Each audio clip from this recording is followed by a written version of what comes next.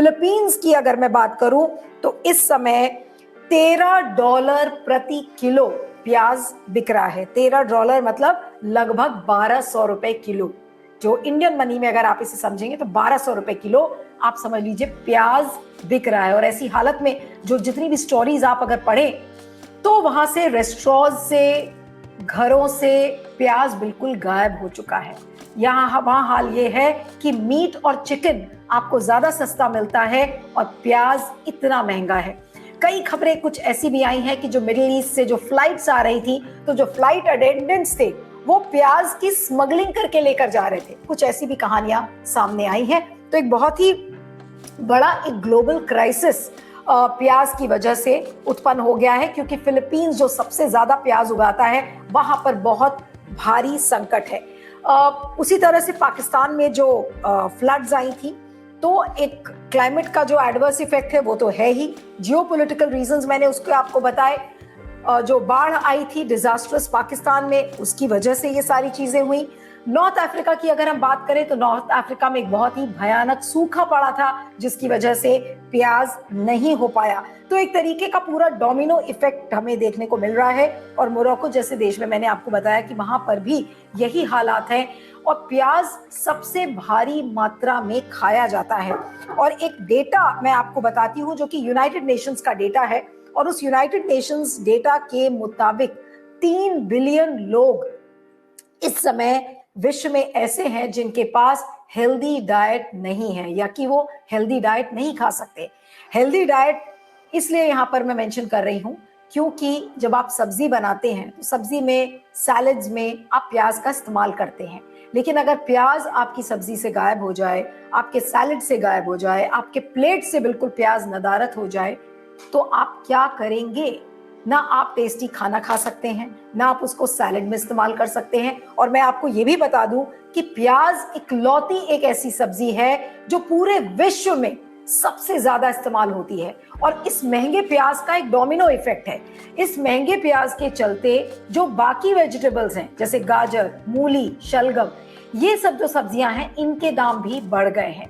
तो आप ये देख रहे हैं कि भारत में भी इस चीज का एक डोमिनो इफेक्ट है, क्योंकि बहुत भारी संख्या में वहां से प्याज आता था।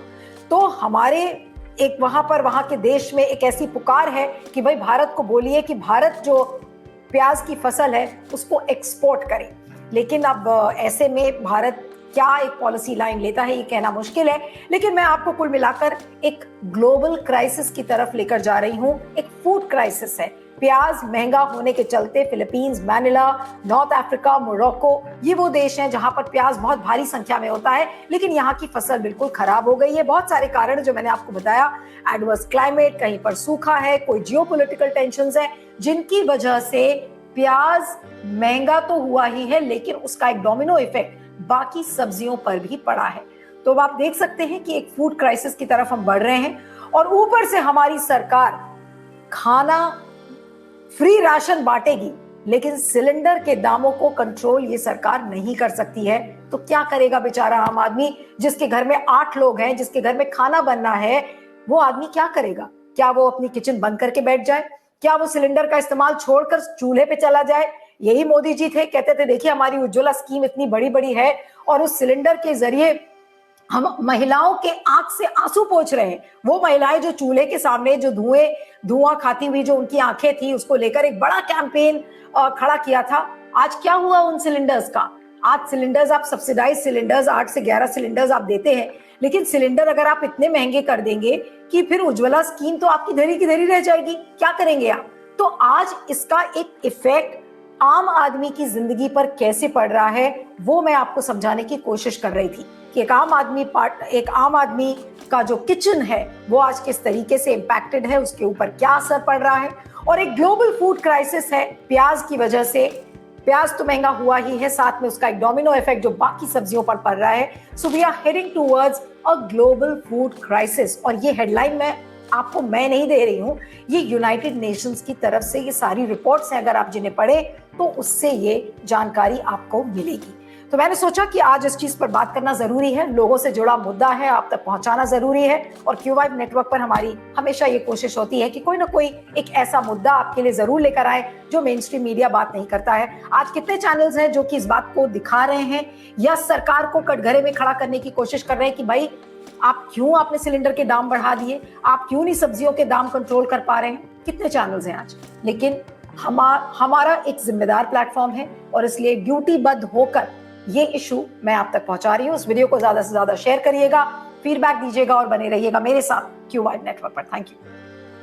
कई बार आप न्यूज चैनल्स देखते हैं और देखते देखते बोर हो जाते हैं क्योंकि आपको लगता है कि जो खबरें दिखाई जा रही हैं वो बिल्कुल बकवास है, जो डिबेट्स और चर्चाएं हो रही हैं उनके कोई मायने नहीं है। लेकिन